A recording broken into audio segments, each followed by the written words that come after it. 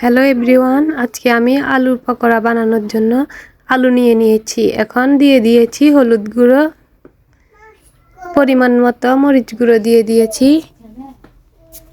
এখন দিয়ে দিচ্ছি পরিমাণ মতো লবণ। খুব সহজে ঘরে বসে এই রেসিপিটা তৈরি করতে পারবেন আপনারা। এখন পেঁয়াজ কুচি দিয়ে দিচ্ছি, তারপর কাঁচামরিচ কুচি দিয়ে দিয়েছি। আপনাদের যদি এই রেসিপিটা বানিয়ে খেতে মনে চায় তাহলে বানিয়ে খেতে পারবেন। এখন দিয়ে দিচ্ছি চালের গুঁড়ো 1 টেবিল চামচ, তারপর একটা ম্যাজিক মশলা দিয়ে দিলাম। দিয়ে দেওয়ার পরে আমি একটা চামচ নিয়ে এগুলাকে ভালোভাবে নেড়ে নিব। আস্তে আস্তে এভাবে এগুলাকে মিশিয়ে নেবেন যেন সুন্দরভাবে মিশানো হয়।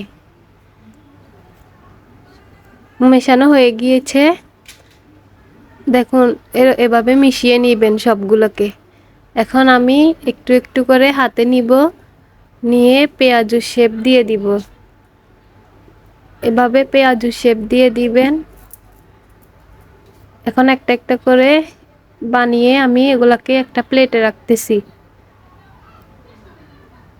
এভাবে বানিয়ে রাখবেন সবগুলাকে।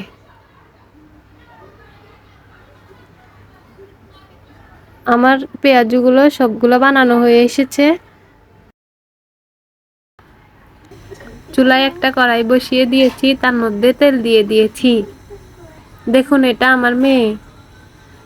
তেলগুলো গরম হয়ে এসেছে। এখন আমি একটা একটা করে পিঠাগুলো দিয়ে দিব।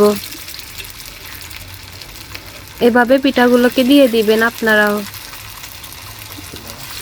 চুলার আঁচটা মিডিয়ামে রাখবেন যেন পিঠাগুলো পুড়ে না যায়।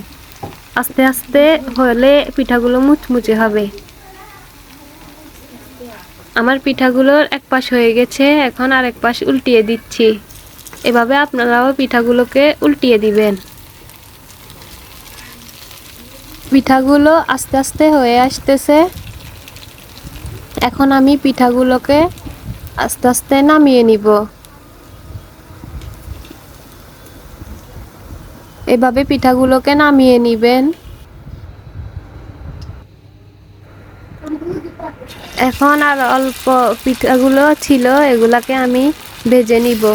এখন একটা একটা করে দিয়ে দিচ্ছি পিঠাগুলো।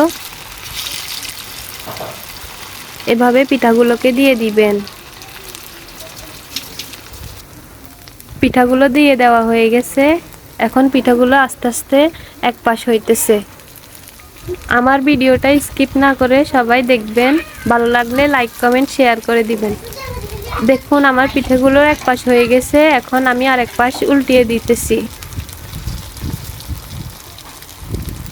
পিঠাগুলো হয়ে গেছে, এখন আমি পিঠাগুলোকে নামিয়ে নিতেছি। এভাবে সবগুলো পিঠাকে ভেজে নিবেন। আমার সবগুলা পিঠা হয়ে গেছে। এখন আমি একটা প্লেটের মধ্যে পিঠাগুলোকে নিয়ে নিয়েছি।